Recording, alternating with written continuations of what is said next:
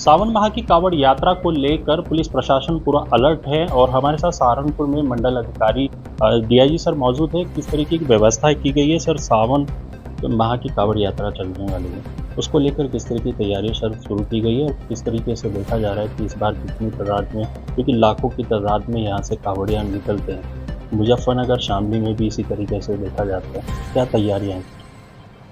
जैसा कि विदित हो, 11 जुलाई से हमारा पावन श्रावण मास शुरू होने वाला है और इस बार भी कांवड़ श्रद्धालुओं का सैलाब हरिद्वार से जल उठाकर पश्चिमी उत्तर प्रदेश के जिलों से होता हुआ अपने अपने गंतव्य स्थान पर जाएगा।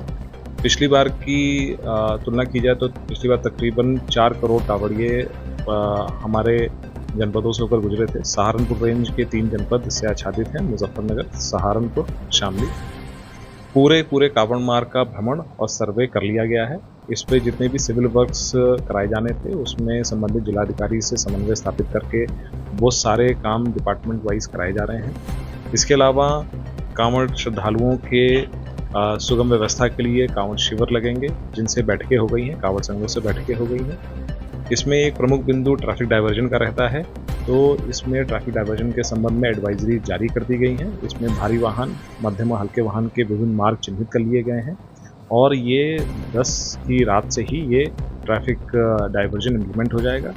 इसके संबंध में इंटर स्टेट बैठकें हो चुकी हैं। एक बैठक डीजीपी और चीफ सेक्रेटरी उत्तराखंड सर के अध्यक्षता में उत्तराखंड में हुई थी और उसके अलावा सहारनपुर में भी एक इंटर स्टेट बैठक हुई है। कल चीफ सेक्रेटरी और डीजीपी सर उत्तर प्रदेश के अध्यक्षता में कल एक बैठक मेरठ में भी होनी है और इन सारी व्यवस्थाओं को लेकर अंतरजनपदीय समन्वय, अंतर्राज्यीय समन्वय स्थापित किया जा चुका है। जितना भी हमारा कांवड़ मार्ग है, प्रयास ये किया जा रहा है कि संपूर्ण कांवड़ मार्ग को सीसीटीवी से आच्छादित किया जाए और इन सबकी फीड न ही केवल लोकल कंट्रोल रूम में अपितु जो भी संबंधित जनपद या अन्य राज्य के जनपद हैं उनको भी प्रमुख चौराहों की फीड दी जाए, जिससे कहीं पर कोई यदि आकस्मिक घटना घटित होती है तो पुलिस उसमें तत्काल रिस्पॉन्ड कर सके। पूरे कांवड़ मार्ग को सुपर जोन, सेक्टर व सब सेक्टरों में डिवाइड किया गया है।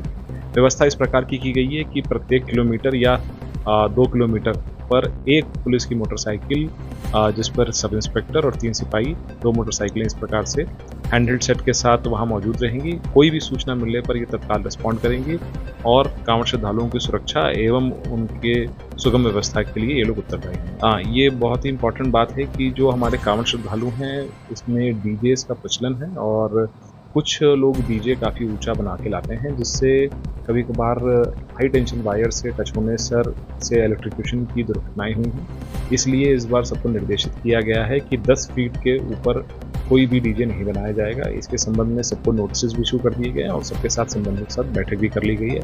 इसी प्रकार ऊंची झांकियाँ भी बनाने से हम लोगों ने सबको बताया है कि इतनी ऊंची झांकी ना बनाई जाए जिससे उनको सिविल इंफ्रास्ट्रक्चर से उनकी झांकी टूट सकती हो।